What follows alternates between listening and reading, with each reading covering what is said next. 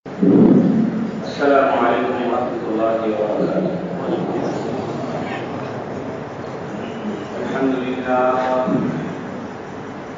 لله وكفى وسلام على عباده الذين اصطفى.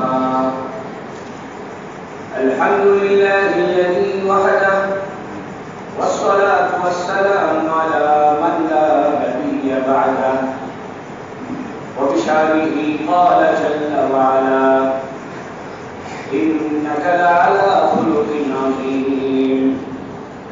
وقال جل وعلا: محمد رسول الله أشداء على الكفار رحماء بينهم.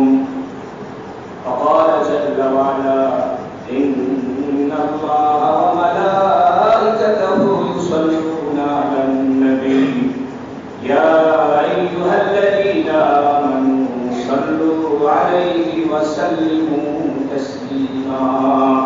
اللهم صل على محمد وعلى آل محمد كما صليت على إبراهيم وعلى آل إبراهيم إنك حميد مجيد. اللهم بارك على محمد وعلى آل محمد كما باركت على إبراهيم وعلى آل إبراهيم إنك حميد مجيد. أما بعد، فقد قال جل وعلا: هل أدلكم على تجارة تنجيكم من عذاب أليم تؤمنون بالله ورسوله وتجاهدون في سبيل الله. وقال جل وعلا: وجاهدوا في الله حق جهاده. وقال جل وعلا: حرض المؤمنين على القتال. وقال النبي صلى الله عليه وسلم: إن الجنة تحت ظل سيوف الليل، أو كما قال عليه الصلاة والسلام: رب زدني علما، رب اشرح لي صدري ويسر لي أمري واحلل عقدة من لساني يفقهوا قولي. رب يسر ولا تعسر وتمم علينا بالخير. ربنا ظلمنا أنفسنا وإن لم تغفر لنا وترحمنا لنكونن من الخاسرين.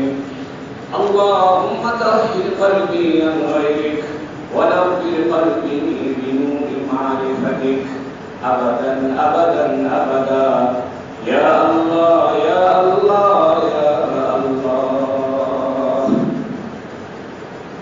الحمد لله।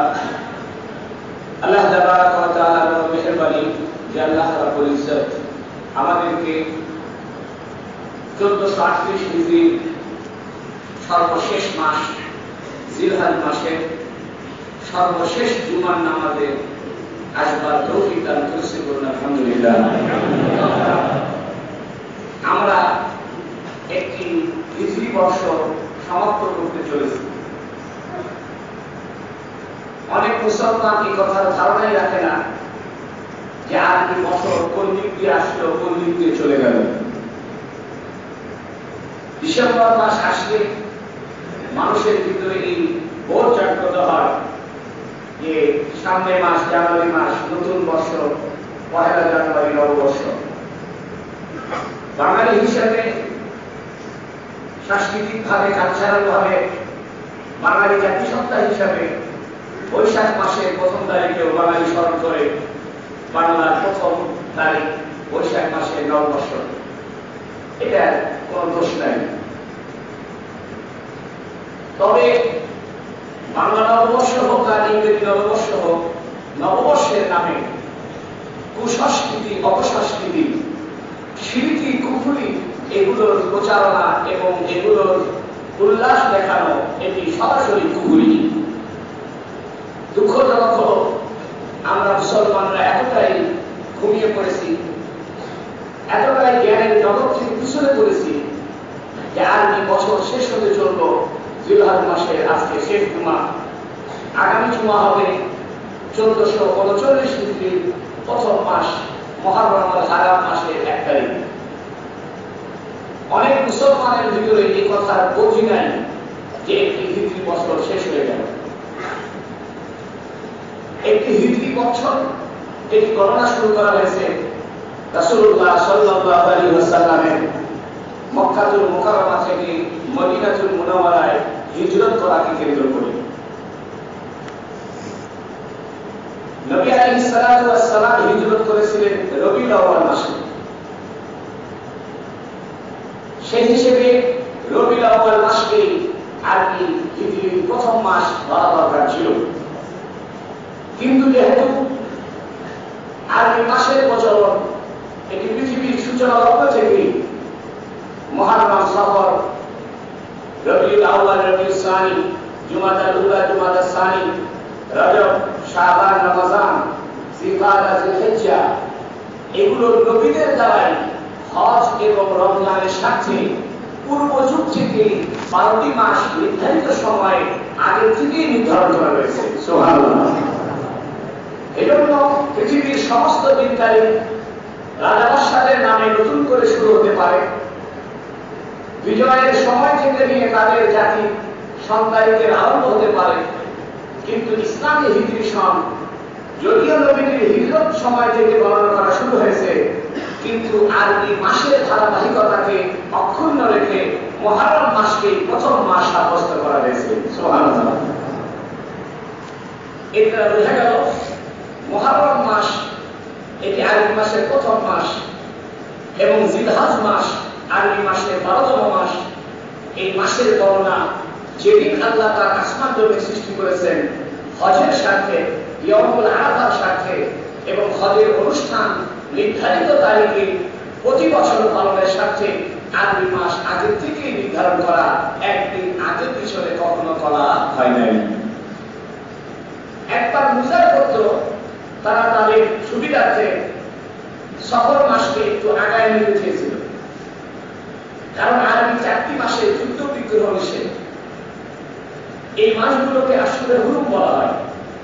আরবের একটি গোত্র মুজার গোত্র তারা তাদের নিজ স্বার্থে যুদ্ধের খাতিরে, যেহেতু 4 মাসে যুদ্ধ করা যায় না, 4টি মাস জিলকাদা, জিলহিজ্জা, মুহররম এবং শাওয়াল, এই মাসগুলোকে যেহেতু যুদ্ধ নিষেধ, এই জন্য তারা ইচ্ছা করে যুদ্ধের স্বার্থে আরবি মাসের নির্ধারিত ক্রমবিন্যাস এটা ভেঙে ফেলতে চেয়েছিল।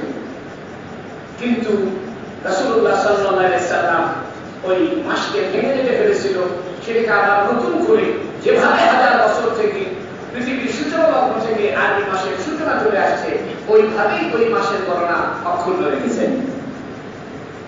আমি বলছিলাম 1438 হিজরি সমাপ্ত হতে চলল। এই হিজরি বর্ষ শেষ হবে, নতুন আরেকটি হিজরি বর্ষ আগমন করছে, সেটি হলো 1439 হিজরি। একথার অর্থ হলো রাসূলুল্লাহ সাল্লাল্লাহু আলাইহি সাল্লাম মক্কাতুল মুকাররমা থেকে মদিনাতুল মুনাওয়ারায় হিজরত করেছেন, আজ থেকে 1438 বছর হয়ে গেছে। হিজরত এটি একটি শরীয়তের পরিভাষা। হিজরত কখন করা হয়, কেন করা হয়? হিজরতের শাব্দিক অর্থ হলো ছেড়ে দেওয়া। হাদিস শরীফে আছে, আল মুহাজিরু মান হাজারা মা নাহাল্লাহু আনহু। মুহাজির ওই ব্যক্তি যে ব্যক্তি আল্লাহ যা নিষেধ করেছেন, আল্লাহ যা করতে বারণ করেছেন সেগুলো থেকে বিরত থাকে, ওই ব্যক্তি সত্যিকারের মুহাজির। নবী আলাইহিস সালাতু ওয়াস সালাম মক্কাতুল মুকাররমা থেকে যখন মদিনাতুল মুনাওয়ারায় হিজরত করে যান, তখন আরবের লোকেরা নবীর শানে খুশিতে একটি কবিতা আবৃত্তি করেছিল, তালা আল বাদরু আলাইনা মিন সানিয়াতিল ওয়াদা। আমাদের উপরে সানিয়াতুল ওয়াদা নামক পাহাড়ের চূড়া থেকে পূর্ণিমার চাঁদ উদিত হয়েছে। সুবহানাল্লাহ। তালা আল বাদরু আলাইনা মিন সানিয়াতিল ওয়াদা ওয়াজাবা শুকরু আলাইনা। আমাদের উপরে শুকরিয়া জ্ঞাপন করা, কৃতজ্ঞতা জ্ঞাপন করা আবশ্যক হয়ে দাঁড়িয়েছে, যেহেতু আখির নবী মুহাম্মদ রাসূলুল্লাহ সাল্লাল্লাহু আলাইহি ওয়াসাল্লাম আমাদের দেশে আগমন করেছেন। পরিচয়, তিনি মুহাজির। সাহাবায়ে কেরামের দুইটি পরিচয়। সমস্ত সাহাবীদেরকে দুই ভাগে ভাগ করা যাবে। একটি ভাগের নাম হলো মুহাজির, যারা মক্কা থেকে হিজরত করে মদিনা মুনাওয়ারায় পৌঁছেছেন। আরেকটি হলো মদিনা শরীফে যারা আগে থেকে অবস্থান করছিলেন, এদের পরিচয় হলো আনসার। সাহাবায়ে কেরামের কর্মের ভিত্তিতে দুটি পরিচয় নির্ধারিত হয়েছে, একটি হলো মুহাজির, একটি আনসার। এবং কোরআন কারীমে আল্লাহ পাক সাহাবায়ে কেরামের এই দুটি পরিচয়, মুহাজির এবং আনসারের পরিচয় সুস্পষ্টভাবে ঘোষণা করেছেন। প্রশ্ন হলো, নবী আলাইহিস সালাতু ওয়াস সালাম যখন হিজরত করে মদিনা শরীফে পৌঁছেন, তখন মদিনার আওস খাজরাজ, মদিনার বিখ্যাত গোত্র যারা ইসলাম গ্রহণ করেছিল, যাদের অধিকাংশ সদস্য এবং হুজুর সাল্লাল্লাহু আলাইহি সাল্লামের নানা বাড়ির সদস্য, এই সদস্যরা নবীজির পাশে দাঁড়িয়ে বদরের যুদ্ধের প্রারম্ভে বলেছিল, নবী আলাইহিস সালাতু ওয়াস সালাম যখন মাত্র 313 জন সাহাবায়ে কেরামকে নিয়ে বদরের প্রান্তরের উদ্দেশ্যে রওনা হন এবং ঘটনাক্রমে আবু জেহেলের ব্যবসায়ী কাফেলাকে ধরা টার্গেট ছিল বদরের যুদ্ধের মূল টার্গেট। আবু সুফিয়ান সে মুসলমানদের সমস্ত সহায় সম্পত্তি এগুলো একত্রিত করে আবু সুফিয়ানের নেতৃত্বে একটি ব্যবসায়ী কাফেলা সিরিয়ার উদ্দেশ্যে রওনা করেছিল। নবী ইসলাম জানতেন অর্থনৈতিকভাবে কাফেরদেরকে ভঙ্গুর করে না দিতে পারবে, অর্থনৈতিকভাবে কাফেরদেরকে নিশ্চিহ্ন করতে না পারলে আমাদের মদিনার সোনার রাষ্ট্র, মদিনার সকল ধরনের রাষ্ট্র, মদিনা সনদকে রক্ষা করা সম্ভব হবে না। এই জন্য নবী আলাইহিস সালাতু ওয়াস সালাম প্রথম যে ভূমিকা রাখেন সেটি হলো ছোট ছোট সারিয়া। সারিয়া শব্দের অর্থ হলো নবী আলাইহিস সালাম যেগুলো সরাসরি নেতৃত্ব দেন নাই, সাহাবায়ে কেরামের ক্ষুদ্র ক্ষুদ্র দল, যেগুলোর মূল লক্ষ্য ছিল কাফেরদের বাণিজ্যিক কাফেলার উপর আক্রমণ করা। এখান থেকে মুসলমানদের শিক্ষা গ্রহণ করতে হবে, কাফেরদের অর্থনৈতিক মেরুদণ্ড ভেঙে দিতে না পারলে মুসলমানদের বিজয় কোনোদিন সম্ভব হবে না। বদরের যুদ্ধ এটি একটি সশস্ত্র যুদ্ধ ছিল, তবে এই সশস্ত্র যুদ্ধের আগে হুজুর সাল্লাল্লাহু আলাইহি সাল্লাম যে মূল যুদ্ধের ভূমিকা পালন করেছেন সেটি হলো কাফেরদের অর্থনৈতিক মেরুদণ্ড ভেঙে দেওয়া। আজকে বার্মার জালিম সরকার এই কুকুরের পুত্র অং সান সুকি মুসলমানদের বিরুদ্ধে যেভাবে নির্যাতন করছে, আর সম্মিলিতভাবে মুসলমানদের উপরে এই কথা ফরজ হয়ে গেছে যে অং সান সুকির সকল বাণিজ্যিক কাফেলার উপরে, বার্মার সকল বাণিজ্যিক বহরের উপরে ওই বদরের যুদ্ধের আগে সাহাবায়ে কেরাম যেমন হামলা করেছিল, ওই বুদ্ধিদের ওই বার্মা সরকারের সকল বাণিজ্যিক বহরের উপরে আর মুসলমান তরুণদের মুজাহিদিনদের রক্তাক্ত সংগ্রামের উপরে মুসলমান যতদিন থাকবে ততদিন পৃথিবীতে সন্ত্রাস থাকবে না।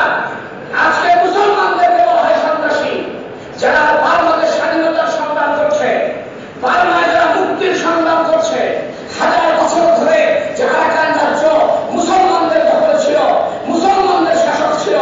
বাংলার কবি আলাওয়াল যে আরাকানের রাজ্যসভার কবি, বাংলা সাহিত্যের মূল মূল কিছু কবি, বিখ্যাত কবি আলাওয়াল, সেই আলাওয়াল যে আরাকানের রাজ্যসভার কবি, সেদিক থেকে আরাকানের রাজ্যের সঙ্গে বাংলাদেশের ভাষাগত সম্পর্ক, ধর্মগত ইসলামের সম্পর্ক, জাতিগত সম্পর্ক, নৃতাত্ত্বিক সম্পর্ক, বাঙালি জাতির রক্ষায় বাঙালি জাতি যেমন 1971 সালে ছাপিয়ে পড়েছিল, আজকের সময় হয়েছে বার্মার জালিম সরকার থেকে আরাকানকে মুক্ত করে বাংলাদেশের অধীনে একটি স্বাধীন ইসলামী প্রজাতন্ত্রের ঘোষণা করা।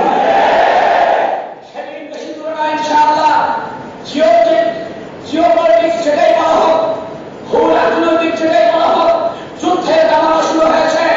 সেই যুদ্ধ তৈরি করুক, ইহুদিরাই যুদ্ধ তৈরি করুক, ইউরোপীয় ইউনিয়ন তৈরি করুক, যারাই তৈরি করুক, যেভাবে তৈরি করুক, এই যুদ্ধের আগুন, এই যুদ্ধের রক্ত ধরে খেলা আরাকানের জালিমরা মুসলমানকে যেভাবে জবাই করেছে, আগুনে পুড়িয়েছে, নৃশংসভাবে হত্যা করেছে, এদের প্রতিশোধ মুসলমানরা একদিন না একদিন, আজ হোক কাল হোক, আমি না পারি আমার সন্তান, আমার সন্তান না করুক আমার নাতি, আমার নাতি বল না করুক তার ছেলে, আমাদের বংশ পরাক্রমায় আমাদের অসিরত থাকবে, আমাদের অন্তিম নির্দেশ থাকবে।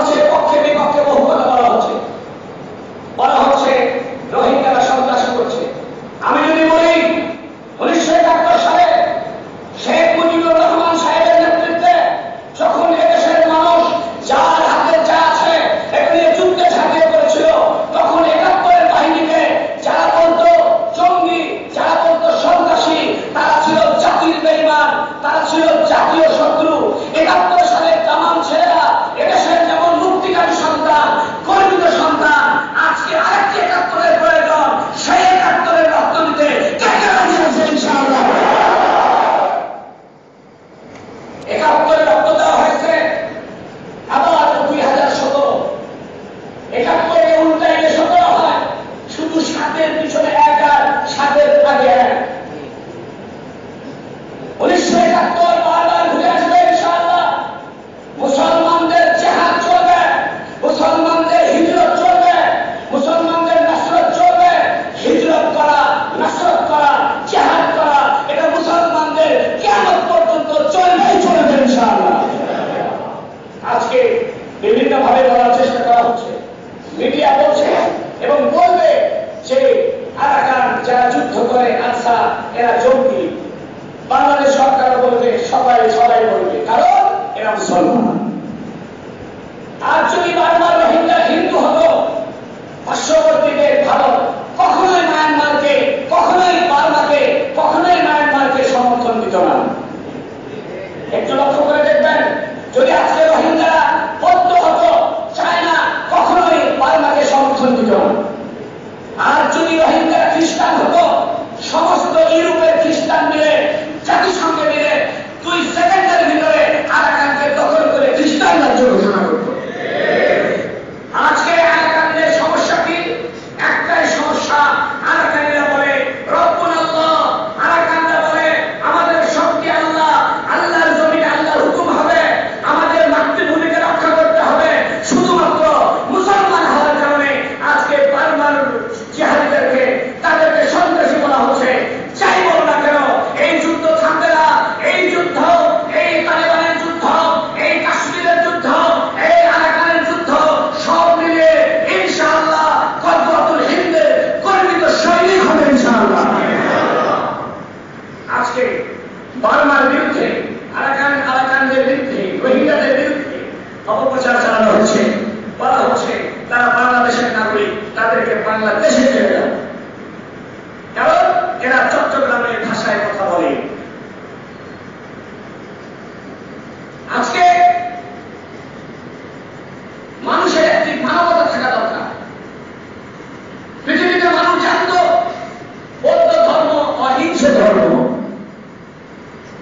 পৃথিবীতে বলা হতো জীব হত্যা মহাপাপ, এ কথা গৌতম বুদ্ধের কথা, এটা সকলেই জানি। আজকে যে গৌতম বুদ্ধ বলে গেলেন জীব হত্যা মহাপাপ, সেই গৌতম বুদ্ধের অনুসারী, আমার বৌদ্ধ ধর্মের অনুসারী ভাইরা কোন সাহসে, তাদের কোন নীতিতে মুসলমানদের ছোট ছোট বাচ্চাকে কারেন্টের শক দিতেছে, মুসলমানদের বাচ্চাকে পরিষ্কার জবাই করতেছে, মহিলাদেরকে ধর্ষণ করতেছে, বয়স্ক মানুষকে গুলি করে হত্যা করেছে। যে রাখো বাংলার জালিম সরকার একদিন না একদিন মুসলমানের রক্তে, মুসলমানের রক্তে সালাহুদ্দিন আইয়ুবীর রক্ত আছে, মুসলমানের রক্তে ওমর ফারুকের রক্ত আছে, হযরত আলীর রক্ত আছে। এই রক্ত তোমাদের আরাকানকে স্বাধীন করবেই করবে ইনশাআল্লাহ। আজকে হুজুর সাল্লাল্লাহু আলাইহি সাল্লাম যখন হিজরত করে চলে গেলেন, কাফেরদের বাণিজ্যিক বহরের উপর আক্রমণ, এটাই ছিল মুসলমানদের প্রথম স্ট্র্যাটেজি, প্রথম কৌশল। দুঃখজনক ভাবে বলতে হয়, মুসলমানদেরকে আল্লাহ সব দিয়েছে। ভৌগোলিক ভাবে ভালো ভালো ভূমি মুসলমানদের দখলে, আরব ভূখণ্ড, পৃথিবীর মিডিল ইস্ট, মধ্যভূমি, এটা মুসলমানদের দখলে। সমস্ত তেলের খনি মুসলমানদের দখলে, স্বর্ণের খনি মুসলমানদের দখলে, সাগর অঞ্চলের সমস্ত দেশ মুসলমানদের দেশ। কিন্তু দুঃখজনক সত্য, মুসলমান অপর মুসলমান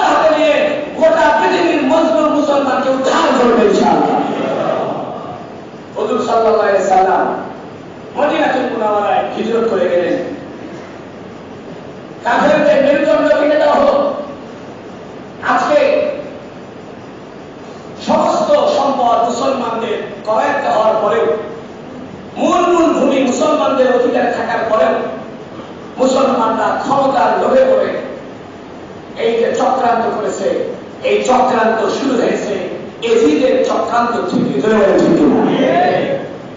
আজকে মুসলমানদের ভিতরে সেই হুসাইন দরকার। কারবালার পরম্পরায় যে হযরত হুসাইন রাদিয়াল্লাহু তাআলা আনহু মাত্র ৭২ জন সৈন্য নিয়ে সফলভাবে ঘোষণা করেছিলেন পৃথিবীতে এজিদের মতো খেলাফত চলবে না, পৃথিবীতে সমস্ত শক্তি একদিকে, সমস্ত শক্তি একদিকে, মাত্র ৭২ জন সাহাবায়ে কেরামকে নিয়ে, ৭২ জন সঙ্গী সাথীকে নিয়ে হযরত হুসাইন যেমন কারবালার প্রান্তে ঝাঁপিয়ে পড়েছিলেন শেষ রক্তবিন্দু দিয়ে, আমরা ইনশাআল্লাহ একজন মুসলমান থাকতে বারবার রক্ষার্থে এই বর্মী শয়তানদেরকে ছাড়বো না ইনশাআল্লাহ। এই জন্য বলা হয় ইসলাম জিন্দা হতা হ্যায় হর কারবালা কে বাদ। এর অর্থ কি? এর অর্থ হল সেখানে কেউ সাহস করে না, সেখানে হুসাইন সাহস করে। যেখানে সবাই বলে মারা যাবে না, মারবে, ধরবে, কাটবে, সেখানে হুসাইন বলে মারুক, কাটুক, রক্ত বের হোক, জান দিব, আমি নবীর নাতি, এই কথার প্রমাণ করে দিয়ে যাব। সত্যের জন্য নবীর নাতি হুসাইনের রক্তে কারবালা রঞ্জিত হয় নাই, হুসাইনের রক্তে আজ বারবার মাটিও রঞ্জিত হয়েছে বলে বলেছেন কিনা? হুজুর সাল্লাল্লাহু আলাইহি সাল্লাম মদিনা শরীফে আগমন করলে যখন বদরের যুদ্ধের সূচনা হয়, তখন নবী আলাইহিস সালাম পরামর্শ চাইলেন, আশিরু আলাইয়া, তোমরা আমাকে পরামর্শ দাও। সাদ ইবনে আবি ওয়াক্কাস রাদিয়াল্লাহু তাআলা আনহু, তিনি বিশিষ্ট একজন আনসার সাহাবী, তখন তিনি বললেন, ইয়া রাসূলুল্লাহ, আপনি ঘাবড়াবেন না, ভয় করবেন না, আমরা ঈসা নবীর সাহায্যকারীদের মতো বলবো না, হাওয়ারিয়িনদের মতো কথা বলবো না যে আমরা হে মুসা তুমি তোমার পথে চলো, আমরা যুদ্ধ করবো না। সাদ ইবনে আবি ওয়াক্কাস বললেন, ইয়া রাসূলুল্লাহ, ইয়া হাবিবাল্লাহ, আপনি যদি আমাদেরকে সাগরে ঝাঁপিয়ে পড়তে বলেন, আমরা সাগরে ঝাঁপিয়ে পড়বো। আপনি যদি মরু প্রান্তরে চলে যান, আমরা সেখানে যাব। আমরা আপনার ডানে বামে থেকে সমস্ত তীরের আঘাত সহ্য করে আপনার সঙ্গে থাকবো। আজকে মুসলমানদেরকে বলতে হবে, রোহিঙ্গা মুসলমানের পক্ষে আমি যতই আঘাত আসুক সমস্ত আঘাত সহ্য করে রোহিঙ্গা মুসলমানের পক্ষে জিহাদ করে যাবো ইনশাআল্লাহ। আজকে বাংলাদেশের রাষ্ট্রে সমস্ত সম্মান ফিরিস্তাদ করে দিয়েছে। 17 বার বার্মার জঙ্গি বাহিনী আরাকানের রোহিঙ্গাদেরকে বড় জঙ্গি, যারা রাখাইনের শয়তান, রাখাইনের কুকুর, এরাই তো পৃথিবীর নিকৃষ্টতম জঙ্গি। শুধু জঙ্গি শব্দটা মুসলমানের জন্য ব্যবহার করো। আজকে যদি এই রোহিঙ্গাদের উপরে যে অত্যাচার, এই অত্যাচার যদি নাউজুবিল্লাহ মুসলমানরা করতো, পৃথিবীতে সবাই বলতো দেখো মুসলমান জঙ্গি। মুসলমান অত্যাচার করে না, মুসলমান কারো গলা কাটে নাই, মুসলমান কাউকে আগুনে পুড়ে মারে নাই, তারপরেও মুসলমান জঙ্গি হয়। আর তোমরা হও সন্ত্রাস দমনকারী। তোমাদের সংজ্ঞা চলবে না, তোমাদের ইচ্ছা মতো সংজ্ঞা বানালে হবে না। সংজ্ঞা ইসলামের সংজ্ঞা, রাখাইনরা সন্ত্রাসী, আরাকানের মুজাহিদরা মুক্তিকামী, স্বাধীনতাকামী। সমস্ত মিডিয়াতে বলার চেষ্টা করা হচ্ছে রোহিঙ্গা মুসলমানরা সন্ত্রাসী, আরাকানের সৈন্যরা এরা হলো সন্ত্রাসবাদ মোকাবেলা করছে। ইনশাআল্লাহ গজওয়াতুল হিন্দের পদধ্বনি শোনা যায়, হযরত মেহেদী আলাইহিস সালামের আগমনের পদধ্বনি শোনা যায়। আমরা তো পৃথিবীর থেকে একদিন চলে যাব, বয়স হতে চলেছে, কতই আর বাঁচবো। আমরা চলে যাব, আমাদের সন্তানদেরকে বলে যাব, এই শোনো, রোহিঙ্গা মুসলমানদেরকে বিতাড়িত করেছিল এই বার্মার কুকুরেরা। যতদিন তোমার গায়ে রক্ত থাকবে, যেখানে চাকরি করো, যেখানে ব্যবসা করো, যেখানে থাকো না কেন, এই বার্মার প্রতিশোধ গ্রহণ করতেই হবে। বাংলাদেশ সরকারের লজ্জা থাকা উচিত। কি লজ্জা? আমরা চাই ধর্ম বাদ দেন, ইসলাম বাদ দেন। কারো কারো ইসলাম নাম শুনলে গায়ে জ্বালা ধরে। ইসলাম, মুসলমান, জিহাদ এগুলো শব্দ শুনলে চুলকানি উঠে। আমি যদি বলি যে ঠিক আছে চুলকানি উঠবে না, মুসলমান বাদ দাও, ওরা ওদের 1000 বছরের ভূমি, স্বাধীন ভূমি, সেই ভূমির যে স্বাধীনতা চায় সঠিক না ঠিক এটা বলো।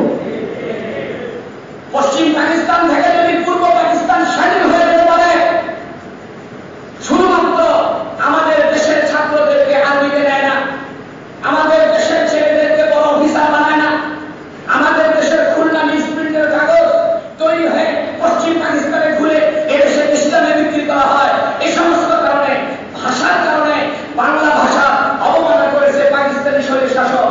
তাদের কারণে যদি 52 সালের ভাষা আন্দোলন হতে পারে, তাদের জন্য যদি 71 সালের দেশের স্বাধীনতা হতে পারে, এদেশের স্বাধীনতা আরেকবার হতে হবে, রোহিঙ্গা মুসলমানদেরকে স্বাধীন করতে হবে ইনশাআল্লাহ। 17 বার বাংলাদেশের সীমানা লঙ্ঘন করেছে এই কুকুরেরা। এদেরকে গালি দেওয়ার ভাষা আমার নাই। কুকুরের ভিতরে কিছু ভালো গুণ আছে, কুকুর বলারও এরা যোগ্য নয়, কারণ কুকুর প্রভুভক্ত হয়। এই রাখাইনের শয়তানেরা, রাখাইনের ইংলিশরা, এরা কুকুরের চাইতে কথা হয়। কুকুর তো প্রভুর কথা শোনে, কুকুর তো তার গরিবের দরজা পাহারা দেয়, কিন্তু এরা কুকুর। আরাকানের ইতিহাসে 135টি উপজাতি, জাতিসংঘের তথ্য অনুযায়ী 139টি উপজাতি। এই ব্রিটিশ শয়তানরা ইচ্ছাকৃতভাবে যখন বিশ্বযুদ্ধ শেষ হয়ে যায়, দ্বিতীয় বিশ্বযুদ্ধ, এবং ভারত পাকিস্তান স্বাধীন হয় 48 সালে, 49 সালে বার্মা স্বাধীন হয়, সে সময় ব্রিটিশ সরকার বার্মাতে 139টি উপজাতির নাম লিখে, কিন্তু এরা মুসলমান হওয়ার কারণে রোহিঙ্গাদের নাম সেদিন তারা লিপিবদ্ধ করে নাই। এজন্য আজকের যুদ্ধের পিছনে ওই ব্রিটিশরাও দায়ী হয়ে পারেন। ঠিক না? তোমরা জাতিসংঘে বসে বসে ত্রাণ পাঠাবা, 1 বিমান 2 বিমান ত্রাণ, আর মুসলমানরা খুশি হয়ে যাবে, এ কথা মনে রেখো না। আমাদের ত্রাণের দরকার নাই। বর্ডার খুলে দাও, মাননীয় প্রধানমন্ত্রী বলবো, আপনি বর্ডার খুলে দেন, আমাদের যুবকদের হাতে অস্ত্র তুলে দেন, আমরা ইনশাআল্লাহ একদিনের ভিতরে আরাকানকে স্বাধীন করে বাংলাদেশের অংশ করে দেব ইনশাআল্লাহ। ত্রাণের প্রয়োজন নাই, অস্ত্রের প্রয়োজন। রিজিকের মালিক আল্লাহ, আল্লাহ রিজিক দিবেন। রিজিক নিয়ে চিন্তা নাই, চিন্তা হলো তাদের প্রশিক্ষণে, তাদের অস্ত্রে। আমি টকশোতে দেখেছি একজন মিডিয়ার প্রাক্তন মহাপরিচালক, তিনি বলেছেন স্পষ্ট করে, কূটনৈতিক ভাবে এই সমস্যার সমাধান করতে হবে। তাও যদি না হয়, তাহলে বারবার যারা এই দেশে চলে এসেছে, এদেরকে একটি নির্ধারিত এলাকায় রেখে, এদেরকে ট্রেনিং দিয়ে, অস্ত্র দিয়ে তাদের দেশের স্বাধীনতার পিছনে আমাদের অবদান রাখতে হবে। তাহলেই আমাদের 71 সালের স্বাধীনতা পূর্ণাঙ্গ রূপ লাভ করবে। আজকে আমরা ভারতের সেবা দাসে পরিণত হয়েছি। মনে রাখবেন, মুসলমানদের কোন বন্ধু নাই। মনে রাখবেন, মুসলমানের কোন বন্ধু নাই, মুসলমানের বন্ধু আল্লাহ। মুসলমানের বন্ধু একমাত্র আল্লাহ। ইনশাআল্লাহ আমরা আল্লাহ হয়ে, হিজবুল্লাহ হয়ে, অন্তরে জিহাদের তামান্না রেখে, আজকে যে হিজরত শুরু হয়েছে, তারপরে নসরত হবে, তারপরে ইনশাআল্লাহ বদরের যুদ্ধের হাতিয়ার আবার গর্জে উঠবে ইনশাআল্লাহ। হুজুর সাল্লাল্লাহু আলাইহি সাল্লাম যখন মদিনায় হিজরত করে গেলেন, তখন বদর আর উহুদের যুদ্ধের আগে, বদরের যুদ্ধ হয়েছে, উহুদের যুদ্ধ হয়েছে। নবী রাসূল আনসারদেরকে বললেন, ইয়া আনসার, হে আনসাররা, বলো কি করা যায়, কাফেররা আক্রমণ করতে আসছে। সাদ ইবনে আবি ওয়াক্কাস রাদিয়াল্লাহু তাআলা আনহু তিনি সগর্বে দাঁড়িয়ে বললেন, ইয়া রাসূলুল্লাহ, আপনি ভয় করবেন না, আমরা আপনাকে মক্কা থেকে আশ্রয় দিয়েছি মদিনাতে, মদিনাতে আপনার জন্য সেফ হোম করেছি। কাফেরদের দেশ থেকে আপনারা আসছেন আমাদের দেশে, আমরা আপনার জন্য মেহমানদের মুক্ত করেছি। 2টা স্ত্রী থাকলে একটা স্ত্রী তালাক দিয়ে আরেকজন মুহাজিরের ভাইকে দিয়েছি। 2টা দোকান থাকলে একটা দোকান আনসারদের মুহাজিরকে দিয়েছি। 2টা বাগান থাকলে একটা বাগান মুহাজিরকে দিয়েছি। আমরা যেমন সম্পদ দিয়ে সাহায্য করেছি, স্ত্রী দিয়ে সাহায্য করেছি, ঘর দিয়ে সাহায্য করেছি, দোকান দিয়ে সাহায্য করেছি, অনুরূপ ভাবে আপনার ডায়মন্ডে থেকে অস্ত্র দিয়ে কাফেরদের বিরুদ্ধে জিহাদ করে আপনাকে সাহায্য করে দেবো ইনশাআল্লাহ। বাংলাদেশের সৌভাগ্য, যে বাংলাদেশ মদিনা শরীফের ভূমিকায় অবতীর্ণ হয়েছে। সুবহানাল্লাহ। আমরা গর্বিত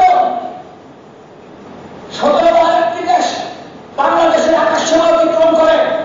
বাংলাদেশের বিমান বাহিনী কি একবার অতিক্রম করতে পারে না? কোথায় এসে বিমান বাহিনী কাফেররা 17 ওভারটেক করে, তোমরা একটা বার ওভারটেক করে আসতা, তাও অন্তরে শান্তি লাগলো।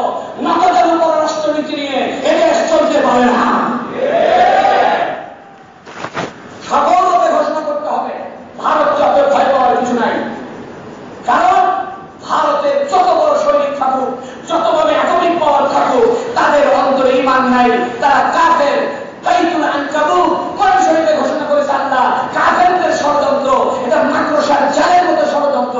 তোমরা যদি ঈমানদার হও, তোমরা যদি মুত্তাকি হও, তোমরা যদি সত্যবাদী হও, তোমাদের বিজয় হবে। কাফেররা তোমাদের সামনে টিকতে পারবে না ইনশাআল্লাহ। এখন আমাদের করণীয়, আমাদের ঈমান আমলকে মজবুত করতে হবে।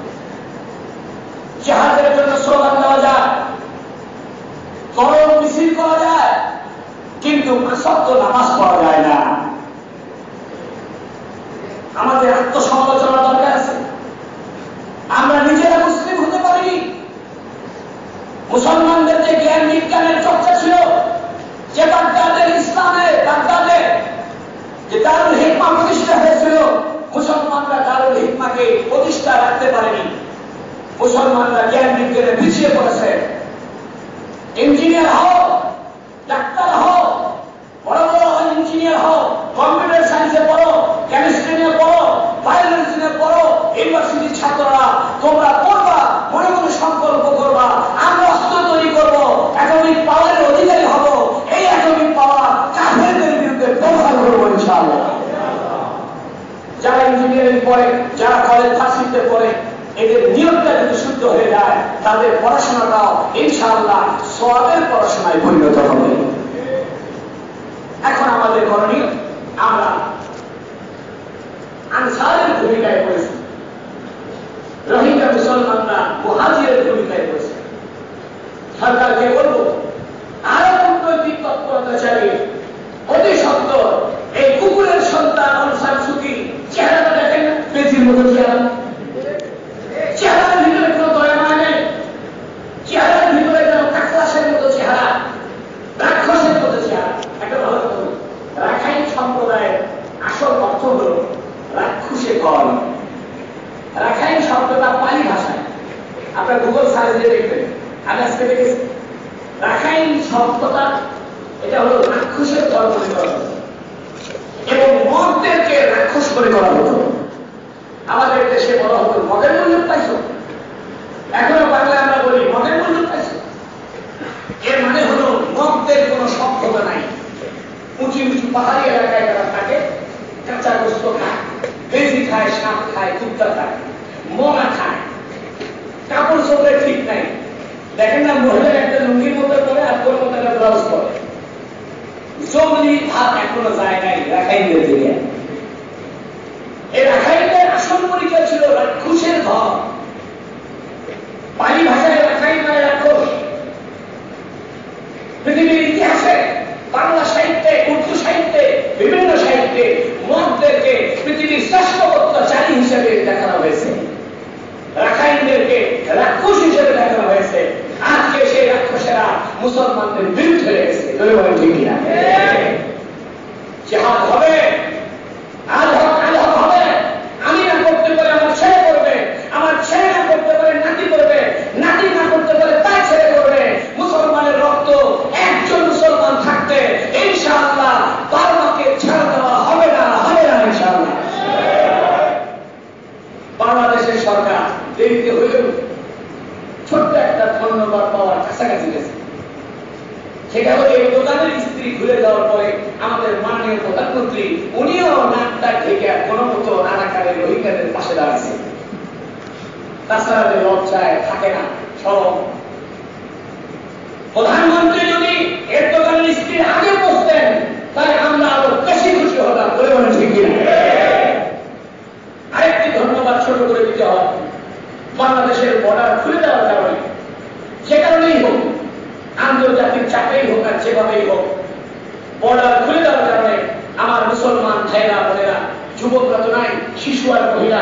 তাদেরকে যে নিরাপদে বাংলাদেশের সীমানায় স্থান দেওয়া হয়েছে, এই জন্য এই সরকার ছোট্ট একটা ধন্যবাদ পেতে পারে। সত্য সত্য, মিথ্যা মিথ্যা। একটি সরকারের সব খারাপ হয় না। দেশের হোটেল খুলে দিয়ে তাদেরকে যে জায়গা দিয়েছে, এটা ভালো কাজ করেছে। এখন আমি তো ওই বিডিআর প্রাক্তন মহাপরিচালক চালকের সঙ্গে একমত। এদেরকে ট্রেনিং দেন, অস্ত্র তুলে দেন, মাইল শুরু করেন। মাইল ছাড়া, কতল ছাড়া, জিহাদ ছাড়া কোন কাফের আপনাকে কোনদিন ভয় করবে না। কাফেরদের ভয় হলো গিরেই গিরেই মারো, গিরেই গিরেই মারো, হাদিমু কুল্লা বানান, গিরেই গিরেই চটকাও। কোরআন শরীফ আয়াত, সুবহানাল্লাহ। আমরা ইন্ডিয়াকে কেন ভয় করিতেছি? সরকার, আমরা তো ভয় করি। সরকার কেন ভয় করে? মাল অস্ত্র বেশি, বাবা এখন তোমার আছে, তোমার ব্যবসা বাণিজ্য বেশি। আমি বলি উহুদ বদরের প্রান্তরে হুজুর সাল্লাল্লাহু আলাইহি সাল্লাম যেমন ওমা রামাইতা ইয রামাইতা ওয়ালাকিন্নাল্লাহ রামা, এই আয়াত তেলাওয়াত করে এক মুষ্টি ধুলি নিক্ষেপ করেছিলেন। আল্লাহ পাকের রহমতে ওই ধুলিকণা কাফেরদের সকলের চোখে চোখে ঢুকে পড়েছিল।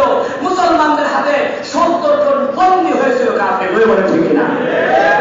ওই আল্লাহ এখন আছে, ওই রাসূল এখনো মদিনাতে আছেন, ওই কোরআন এখন আছে, ওই হাদিস এখন আছে। শুধু আমরা মুসলমান হতে পারিনি। আমরা যদি দিনদার হয়ে যাই, আমরা যদি পরহেজগার হয়ে যাই, আমরা যদি কান্নাকাটি করেনালা হয়ে যাই, শেষ রাতে উঠনেওয়ালা হয়ে যাই, জিকির করেনালা হয়ে যাই, আমাদের আখলাক যদি ভালো হয়ে যায়, আমরা যদি সত্যবাদী হয়ে যাই, আমরা যদি ইসলামের আখলাক গ্রহণ করি, ইনশাআল্লাহ বারবার এটম বোমা আমাদের চলতির সামনে নিশ্চিন্ন হয়ে যাবে ইনশাআল্লাহ। মনে রাখবেন, মুসলমান কোনদিন কোনো কালে অস্ত্রের শক্তিতে বেশি ছিল না। প্রত্যেকটা যুদ্ধে কাফেররা ছিল বেশি, মুসলমান ছিল কম। প্রত্যেকটা যুদ্ধে কাফেরদের অস্ত্র ছিল বেশি, মুসলমানদের অস্ত্র ছিল কম। এই জন্য মুসলমান কবে অস্ত্র বেশি হবে তারপরে যুদ্ধ করবে, এই কথা ভুল। যুদ্ধ শুরু হলে অস্ত্র বেচনেওয়ালা ঠিকই বেচা আরম্ভ করবে। ওদের তো অস্ত্র বেচে খাওয়া সমান। এবং মুসলমানরাও ইহুদের থেকে তলোয়ার কিনে দিত, এতে কোনো সমস্যা নাই। আমরা ওদের অস্ত্র ওদের থেকে কিনে নিয়ে ওদেরকে মারব ইনশাআল্লাহ। একটা ভুল বোঝানো হয় যে আমাদের যেদিন অস্ত্র বেশি হবে সেই দিন আমরা যুদ্ধ করবো। অস্ত্র জীবনে বেশি হবে না। তোমার কাছে যে অস্ত্র বিক্রি করে ব্যাকডেটেড অস্ত্র, 2010 সালে অস্ত্র বেচছে, ওরা 2017 সালের নতুন জেনারেশন তৈরি করছে। তোমার কাছে যে $1 যে অস্ত্র বিক্রি করে, এটা হলো 2 নম্বর অস্ত্র, যেটা চলে না, যেটা ব্যাকডেটেড অস্ত্র। এই ব্যাকডেটেড অস্ত্র নিয়ে যুদ্ধ হয় না, যুদ্ধ হয় তাকওয়া নিয়ে, যুদ্ধ না হয় আল্লাহর উপর ভরসা নিয়ে।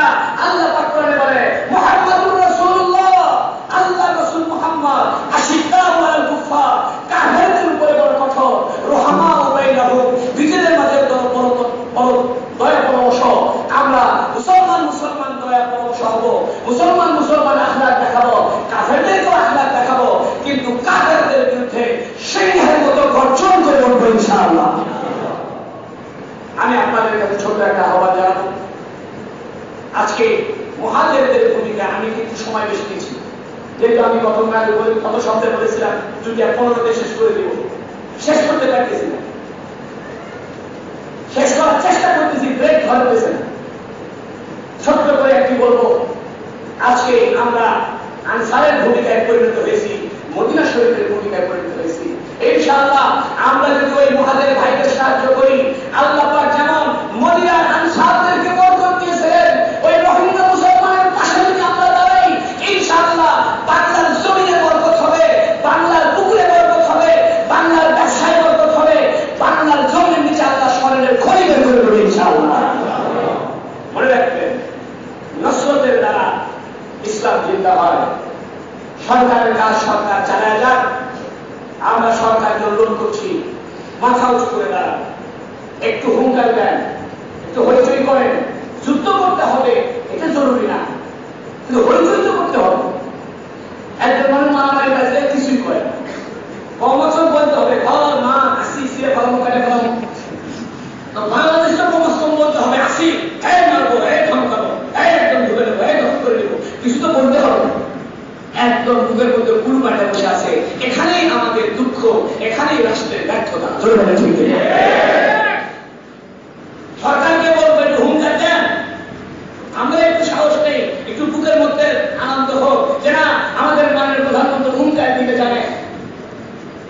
হুঙ্কার দেন। আমাদের কাজ হলো এখন এই রোহিঙ্গা মুসলমানদের সাহায্যে এগিয়ে আসা। জোরে বলেন ঠিক কিনা? মনে মনে একটা চিন্তা করেছি, আগামী 26 তারিখের পরে ইনশাআল্লাহ রোহিঙ্গা মুসলমানদের সাহায্যার্থে এই এলাকাবাসীর উদ্যোগে, মাদ্রাসার উদ্যোগে, সকলের উদ্যোগে আপনারা যদি মতামত দেন, তাহলে একটা ত্রাণ তহবিল গঠন করে কিছু মানুষ আমরা ওখানে ত্রাণ নিয়ে যেতে চাই। এদিকে আপনাদের মতামত আছে? ইনশাআল্লাহ আপনারা আগামী সপ্তাহে একটু প্রস্তুত হয়ে আসবেন, টাকা পয়সা নিয়ে আসবেন। 3টা জিনিস দরকার, আমি খোঁজ নিয়েছি। ত্রিপল দরকার, ত্রিপল আর রশি। ত্রিপল আর রশি সর্বনিম্ন 200 টাকা, আর একটি ভালো ত্রিপল 400 টাকায় লাগে। আর একটু শুকনা খাবার আর একটু নগদ টাকা দরকার। পুরাতন কাপড় দরকার নাই, কারণ ওদের কালচারের সঙ্গে আমাদের কাপড় চোপড় মিল খায় না। এই জন্য কাপড় চোপড়ের খুব একটা দরকার নাই। কাপড়ের চোপড়ের দরকার হবে শীতকালে, যখন শীত আরম্ভ হবে তখন শীত বস্ত্রের প্রয়োজন হবে। এখন কাপড়ের খুব একটা দরকার নাই, দরকার এখন নগদ টাকা। আরেকটি সমস্যা হলো বিশাল ট্রাকের বহর নিয়ে গেলে কিন্তু এটা টেকনাফ পর্যন্ত পৌঁছানো দুরূহ ব্যাপার। সবাই তো ক্যাম্পের শুরুতে তারা দেয়। আমরা নিয়োগ করেছি যে বর্ডার দিয়ে, আমি চিটাগাং পড়াশোনা করেছি, আমি টেকনাফ গিয়েছি, আমি নাইকমিশনে গিয়েছি, আমি মরিচা পালন গিয়েছি, আমি শাহপুরের দিক গিয়েছি।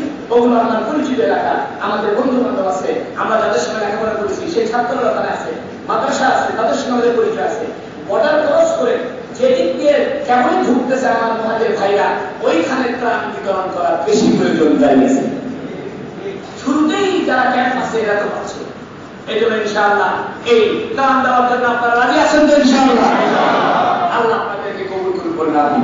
আর একটা ছোট্ট ঘোষণা আছে, বাংলাদেশ হেফাজতে ইসলাম বাংলাদেশ আল্লামা আহমদ শফি সাহেব, দারুল উলুম মঈনুল ইসলাম হাফেজের মাদ্রাসা মহাপরিচালক আল্লামা আহমদ শফি সাহেব আমার মার্কাজের নেতৃত্বে হেফাজতে ইসলাম বাংলাদেশের উদ্যোগে আজকে বগুড়া সেন্ট্রাল মসজিদের সামনে একটি বিক্ষোভ সমাবেশ হবে। কি হবে? বিক্ষোভ মিছিল না, বিক্ষোভ মিছিল আলাদা, বিক্ষোভ সমাবেশ আলাদা। এই জন্য নামাজ খুব সংক্ষেপে হবে। আপনারা যারা পারেন খুব দ্রুত, হোন্ডা নিয়ে হোক, রিক্সা নিয়ে হোক, সাইকেল নিয়ে হোক, টেম্পো নিয়ে হোক, খুব দ্রুত সেন্ট্রাল মসজিদের সামনে হাজির হবে। এখানে একটি বিক্ষোভ সমাবেশ হবে। দেশকে জানাতে হবে, বিশ্ববাসীকে জানাতে হবে, মুসলমানদের রক্তের ভিতরে স্পিড আনতে হবে। আল্লাহ আমাদেরকে জিহাদ ছিল, জিহাদ থাকবে, জিহাদ হবে, জিহাদ করে বাঁচলে গাজী নইলে শহীদ হব ইনশাআল্লাহ। আল্লাহ আমাদের তৌফিক দান করুন। যারা সুন্নাত পড়ে নাই খুব দ্রুত সুন্নাত পড়ে